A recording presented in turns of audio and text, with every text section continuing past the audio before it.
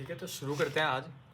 आज अपन जो बात करने वाले हैं, ठीक है, वो एक कोई भी तूफ़ानी चीज़ नहीं है, बहुत ही सिंपल, बहुत बेसिक और बहुत ज़्यादा इम्पोर्टेंट, बहुत सच में बहुत ज़्यादा इम्पोर्टेंट और एक बेसिक चीज़ है जो लोग स्किप करते हैं, है ना।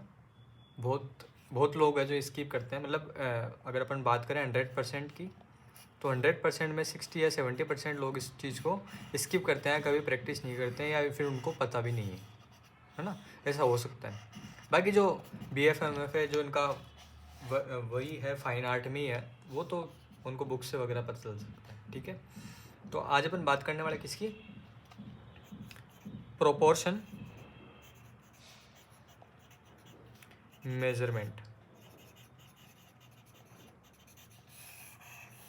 किसकी बात करने वाले अपन, प्रोपोर्शन मेजरमेंट की।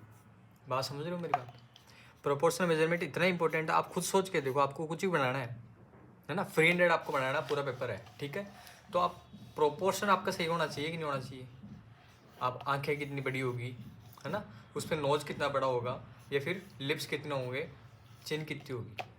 ठीक है, मेजरमेंट आपको प्रोपोर्शन का क्या करना है कि कौन कितना परसेंटेज एरिया कवर कर रहा है। फिर ये भी प्रोपोर्शन है कि आप पूरे पेपर, जो मेरे पास A4 साइज का पेपर है, ठीक है, उसके अंदर मेरे को किसी का फेस बनाना, तो वो कितने साइज का फेस आएगा, कितना प्रोपोर्शन के अंदर फेस रहेगा, तब जाके अच्छा लगेगा, है ना। और भी प्रोपोर्शंस मेज़र आपको करने पड़ेंगे। आपको फ्री हैंडेड अगर स्केचिंग करनी है तो आपको प्रोपोर्शन मेजरमेंट आना ही चाहिए, ये मस्ट चीज़ है। क्या है ये, मस्ट है। दूसरी बात, प्रोपोर्शन मेजरमेंट ये हाथों की कला नहीं है, ध्यान में रखें इस बात को कि ये हाथों का ये काम नहीं है ना। ये किसका काम है, दिमाग का। ये दिमाग का काम है। आप जैसे कि मान लो आप कोई चावल है 1 किलो, उस चावल को आपको 2 भागों में बांटना है, सेम इक्वल पार्ट में, है ना। तो आप क्या करोगे, दोनों हाथों में लोगे और एक अंदाज़ा लोगे। अब क्या लोगे, अंदाज़ा लोगे। यहाँ पे कोई भी आपको उपकरण वगैरह यूज़ में नहीं करना, आपको प्रोपोर्शन यानी कि 50-50 करना है उसका। ठीक है, तो किसका, अपना हाथों का खेल है या फिर दिमाग का खेल है, दिमाग का ना। तो आपको माइंड को क्या करना है, ऐसे ट्रीट करना है कि कोई भी चीज़ हो या फिर कुछ भी हो, आपको प्रोपोर्शन आप डिसाइड कर सको देख के, मेज़र करके, है ना। तो उससे आपके देखने की क्षमता है, ऑब्जर्वेशन की जो पावर है ना, वो इंक्रीज होगी।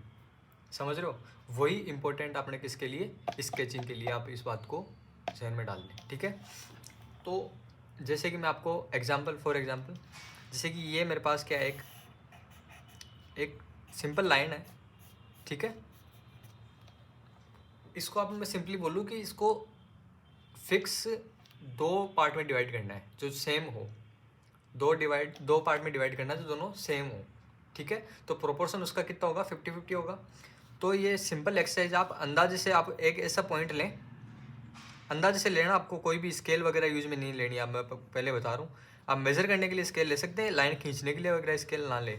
मैं तो उसके लिए भी नहीं लूँगा क्योंकि मेरे पास स्केल है तो सही, पता नहीं किधर पड़ी है, मेरे को मिल नहीं रही। ठीक है, तो अब आपको क्या करना है, इसको 2 बराबर पार्ट में डिवाइड करना। आपको जहाँ तक, जैसे मेरे को थोड़ा सा हल्का सा बड़ा लग रहा है तो मैं इसको इधर शिफ्ट कर लूँगा। आपको जब तक सेटिस्फेक्शन ना हो, आपके दिमाग ये ना कहे कि हाँ ये एक्चुअल बराबर है, तब तक आप उसको चेक ना करें। ठीक है, जब मेरे को हल्का फुल्का लगेगा तो आप इसको क्या करें, आप इसको चेक करें कि ये जो आपने लिया है वो सही है कि नहीं है। ठीक है, तो आप इसके लिए कुछ भी यूज में ले सकते हैं, स्केल ले तो ज़्यादा बेटर है, बट मेरे पास स्केल फ़िलहाल अवेलेबल नहीं है। ठीक है, तो आप देख रहे हो यहाँ तक है ये वाला पार्ट, है ना। और इसी को अगर मेजर करूँ मैं यहाँ पे, तो लगभग सेम है, लगभग सेम है। ठीक है, तो आप ये एक्सरसाइज करना है आपको। ये एक आंखों का खेल है, दिमाग का या हाथों का खेल नहीं है, आप समझें इस बात को। ठीक है, आप देख के कितना ऑब्जर्व कर पा रहे हैं किस चीज़ को, देख के आप कितना ऑब्जर्व कर पा रहे हैं, वही आपका काम में आएगा। ठीक है, इसके मैं एग्जांपल आपको दे सकता हूँ। देखो, जैसे आप, मेरे को कुछ भी बनाना है, ठीक है, तो आप क्या करोगे कि यहाँ से यहाँ तक की डिस्टेंस कितनी है, जो फोरहेड आपको दिख रहा है, ठीक है। फिर उसके बाद में नोज़ की डिस्टेंस कितनी है, ये वाली ज़्यादा है, ये वाली थोड़ी सी कम है। ये आपको कब पता चलेगा, जब आपकी प्रैक्टिस होगी, आपका ऑब्जर्वेशन स्किल बेटर होगा।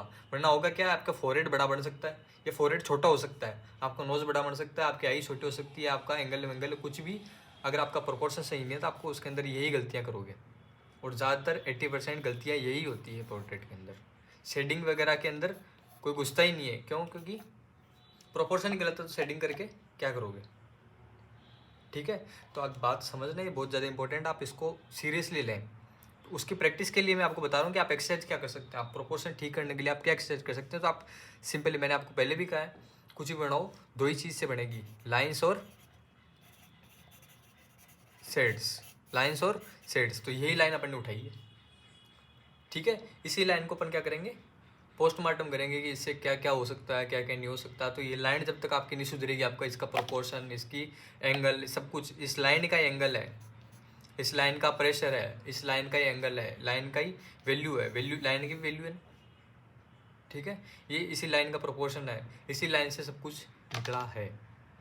ठीक है, तो जैसे कि ये है, अब मेरे को ये वाली लाइन और ये वाली लाइन, जैसे कि मान लो मैं अगर फ्री हैंडेड कर रहा हूँ, तो आपके पास रेफरेंस जो आप पेपर पे ड्रॉ कर रहे हो, जैसे मैं आपको एग्जांपल के लिए अगर मैं ये ड्रॉ करने की कोशिश करूँ, तो देखो ये वाली फोरहेड का अपर पार्ट है, वो वाली यहाँ से यहाँ तक की मैं लाइन ले ली मैंने, ये वाली। ठीक है, हल्की सी टेढ़ी, आप हल्की सी टेढ़ी ले सकते हो, ये मैंने थोड़ी सी टेढ़ी ले ली।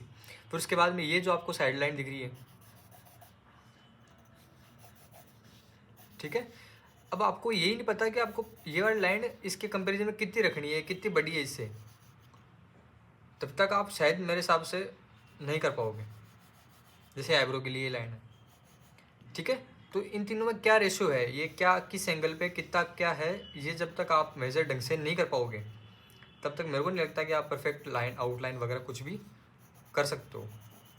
ठीक है, ये करने के फ्री हैंडेड का यही टास्किंग है, फ्री हैंडेड में यही चीज़ टास्किंग है कि आप कितना ऑब्जर्व कर पा रहे हैं उस चीज़ को। ठीक है, ये प्रोपोर्शन कब सुधरेगा? जब क्योंकि लाइन का पता होगा कि लाइन कहाँ से शुरू होगी, कहाँ तक एंड होगी, कितनी लंबी होगी, किस एंगल पे होगी, ये प्रोपोर्शन आपका तब सुधरेगा। ठीक है, तो आप भारी भरकम एक्सरसाइज नहीं है, बहुत ईजी एक्सरसाइज है, बहुत इंपॉर्टेंट है और आपको मस्ट करनी है। ठीक है, डेली आपको करनी है। आपको क्या करना है, एक सीधी सिंपल लाइन लेनी है और उसका मिड पॉइंट आपको ढूंढना है। जब तक आपको दोनों पॉइंट सेम ना लगे तब तक आप चेक ना करें। आप चेक करने के लिए स्केल यूज़ में ले सकते हैं, आप कुछ भी चीज़ यूज़ में ले सकते हैं। ठीक है, आप थ्रेड यूज़ में ले सकते हैं। और प्लीज़ लाइन जो ड्रॉ करने के लिए आपको पेंसिल नहीं लगानी है। मैंने आपको पहले भी कहा है, ये लाइन आनी चाहिए, एकदम सीधी आनी चाहिए, हाथों की प्रैक्टिस है ये। तो सबसे पहला लेसन था। ठीक है, इसको और डिफिकल्ट बनाने के लिए आप लाइन को और लंबा लीजिए, जितना आप लंबा लाइन लेोगे उतना आपका ये टफ होता जाएगा। जैसे कि मैंने ये किया, इसको आप शिफ्ट करते रहें जब तक आपको सेटिस्फेक्शन ना हो जाता है, नहीं हो जाता है कि हाँ ये मिडिल में है। ठीक है, देखो हल्का फुल्का गलत हो सकता है अंदाज़ा, आप वापस प्रैक्टिस करें, सुधरेगा आपका जितनी आप प्रैक्टिस करोगे। ठीक है, तो लगभग सेम है, आप देख सकते हो ये जो इसके अंदर दिखते होंगे आपको दिख रहे होंगे, देखो। ठीक है, तो इसके ऊपर कुछ लाइंस बनी हुई कटर पे, तो उससे मैं मेज़र कर रहा हूँ कि ये यहाँ तक है, तो इसके अंदर भी लगभग यहीं तक है, कोई ज़्यादा फर्क नहीं है। और आप इसके अंदर और टफ करने के लिए क्या कर सकते हो कि ये जो आप पॉइंट ड्रॉ कर रहे हो ना, पॉइंट, इसकी थिकनेस आप कम करते जाओ। जैसे कि मैंने ये इतना ही लिया है, तो आप इसको एकदम शार्पली ऐसे पॉइंट करें कि आपको बहुत अच्छा रिजल्ट मिल सके। आप क्या है कि ज़्यादा बड़ा करोगे तो आपको मेज़र करने में दिक्कत आएगी, कौन सा बड़ा है कौन सा छोटा है। ठीक है, ये देखो यहाँ तक है, इसके अंदर भी लगभग यहीं तक है, कोई बहुत ज़्यादा फर्क नहीं है। इतना फ़र्क नहीं है कि अपन आंखों से इसको कर सकें। देख रहे हो आप, इसके अंदर मार्किंग है, वैसे तो स्केल लोगे तो बेटर है आपके लिए। ठीक है, ये मैंने सबसे पहली एक्सरसाइज कर ली है। अब ये केवल सीधी नहीं रखनी, आपको कुछ एंगल पे भी ट्राई करनी है, क्योंकि अपन आंखों को क्या हो जाती है, आदत हो जाती है। अगर अपन एक ही एंगल में करें तो अपन इस एंगल में तो पहचान लेंगे हॉरिजॉन्टल में, तो बट किसी और एंगल में होगा तो आप अच्छे से नहीं पहचान पाएंगे। तो आप इसको हर एंगल में ट्राई करें। ठीक है, ये देखो मैंने कर लिया। अब उसके बाद में ये अपन ने मेजर कर लिया। देखो थोड़ा अब की बार डिफरेंट आया, क्योंकि मैंने अब की बार ज़्यादा सोचा नहीं इस बारे में। ठीक है, एंगल का भी फर्क आ गया, तो ये वाला मेरे को पोर्शन अभी भी बड़ा लग रहा है। ठीक है, तो मेरे को सेटिस्फेक्शन से पहले चेक नहीं करना, आप इस बात को गौर करें, इस बात को ध्यान रखें। अब देखो इसको, क्या आपको सेम लग रहा है? जब आपको लगे कि हाँ सेम है, तब आप इसको वापस चेक करें। अब ठीक है, तो ये एक्सरसाइज आपको डेली करनी है, आपको हर डेली प्रैक्टिस करनी है। इसमें आपको देखो वो वाली प्रैक्टिस भी हो रही है जो मैंने आपको स्टार्टिंग बताई थी, लाइन की प्रैक्टिस, ठीक है, लाइन की प्रैक्टिस,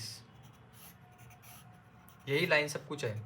इस बात को आप ध्यान रखें, पेपर को नहीं घुमाना, आपको लाइन को घुमाना है, ठीक है। जैसे कि ये अब मैं इसका मिड पॉइंट अगर अब मैं चाहूँ, ये यहाँ तक हो सकता है, अंदाज़ा लेना आपको, बिल्कुल अंदाज़ा। आप इन दोनों पोर्शन को देखते जाए बार बार कि आपको कौन सा बड़ा लग रहा है, आपको जिधर बड़ा लगे आपको उस तरफ उसको शिफ्ट कर दें, ठीक है। ये देखो, जितना आप उसको प्रैक्टिस करेंगे आपका प्रोपोर्शन सुधरता जाएगा, बिल्कुल सुधरता जाएगा आपका प्रोपोर्शन। जितना आप इसको डेली में प्रैक्टिस करेंगे आप उतना आप स्किल्स बढ़ेगी। आप जो फ्री हैंडेड आप जो करते हो क्या आउटलाइन, उसका आपको बेटर रिजल्ट मिलेगा, बहुत अच्छा रिजल्ट मिलेगा आपको, ठीक है ना। आपको बहुत अच्छा रिजल्ट मिलेगा अगर आप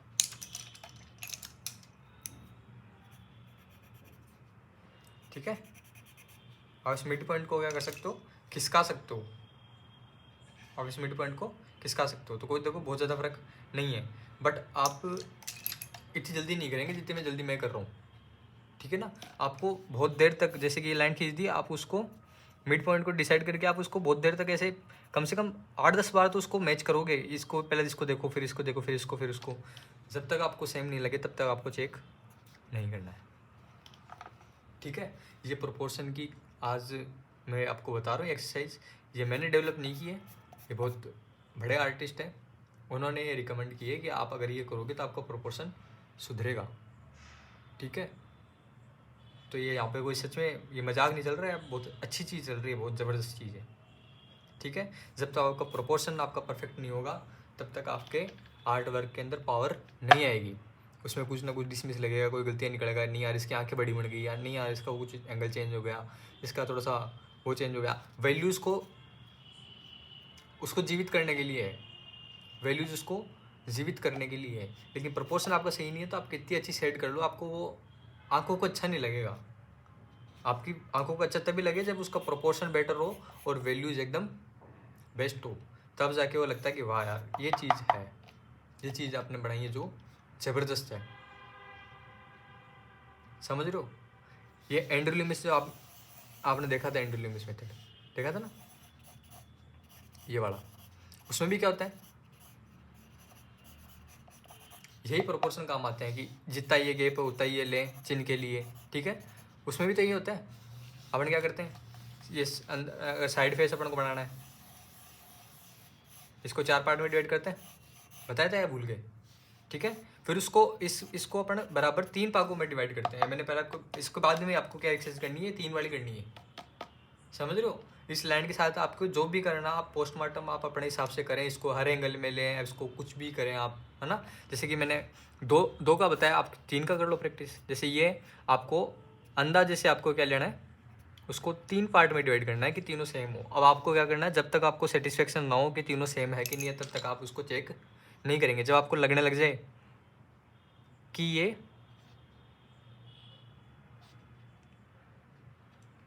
हाँ इक्वल है तब आप उसको चेक करें। तो काफ़ी हद तक ये सेम है, 19-20 का फ़र्क आ सकता है, लेकिन आप जितनी प्रैक्टिस करोगे उतना ये फ़र्क कम होता जाएगा।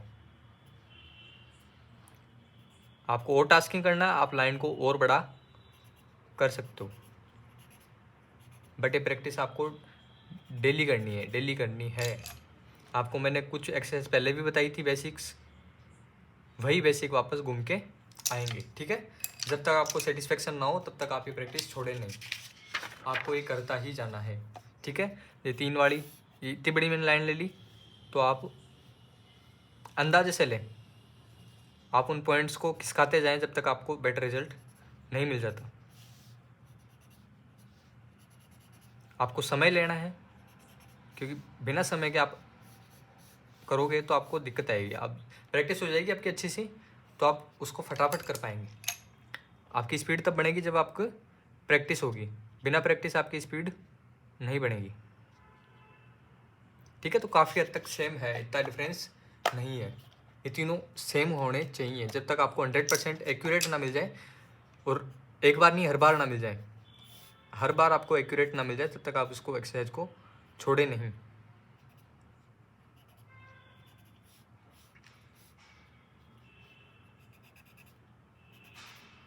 कुल मिला के आपको आईज, ये आई को क्या करना है, आई ट्रीटमेंट है ये।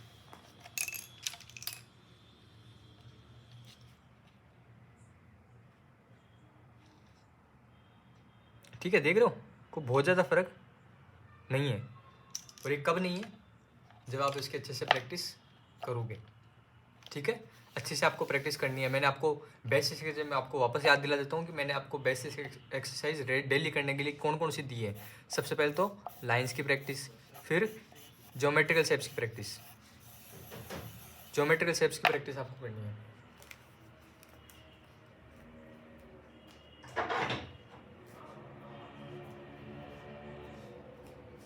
ठीक है, लाइंस की प्रैक्टिस, फिर आपको करनी है ज्योमेट्रिकल शेप्स की प्रैक्टिस, फिर मैंने आपको बताई थी कि टोनल वैल्यूज की प्रैक्टिस, है ना, डार्क टू लाइट। ये कुछ बेसिक एक्सरसाइज हैं जो आपको डेली इनको आदत बनाना है, इनको आदत आपको बनाना है। ठीक है, तभी आप उसके अंदर स्किल्स में आप ग्रोथ कर सकते हो। हर एंगल में आपको ट्राई करके देखना है ये।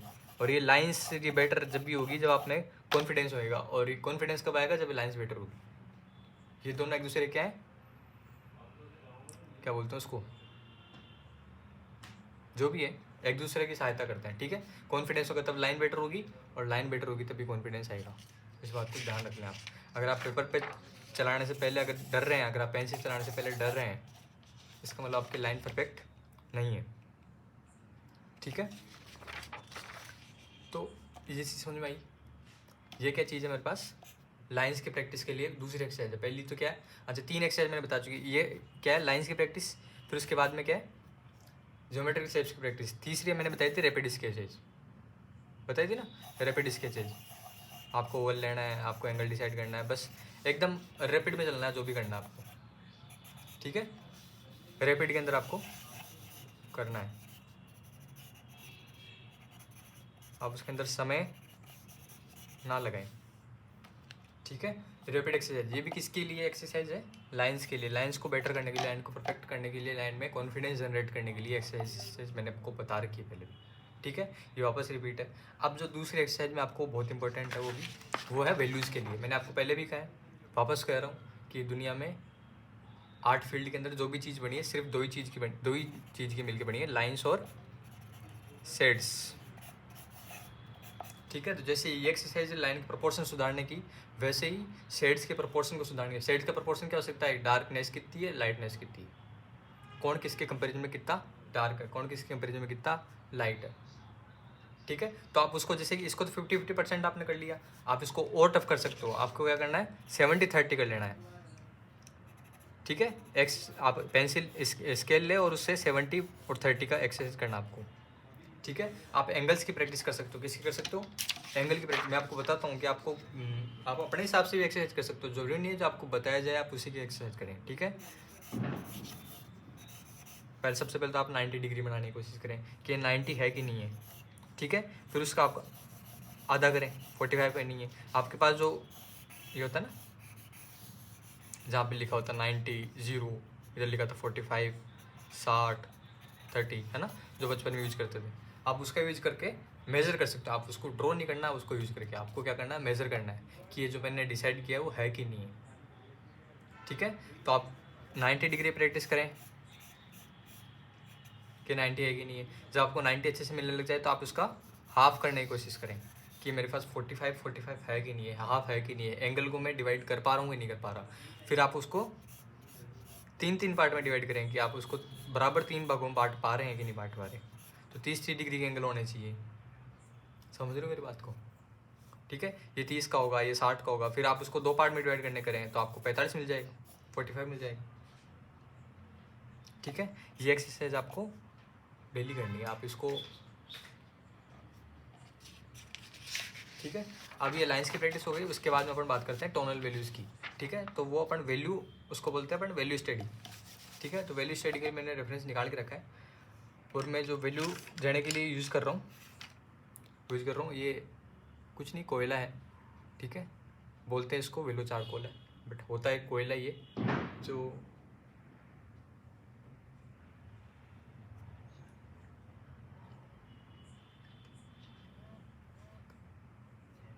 ठीक है।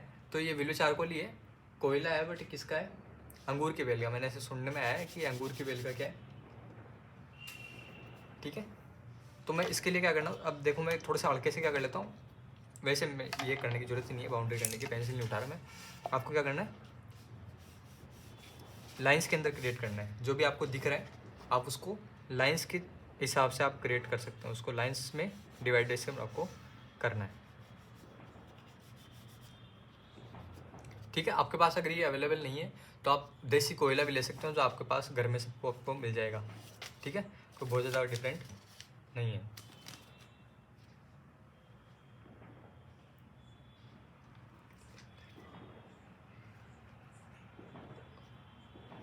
ठीक है,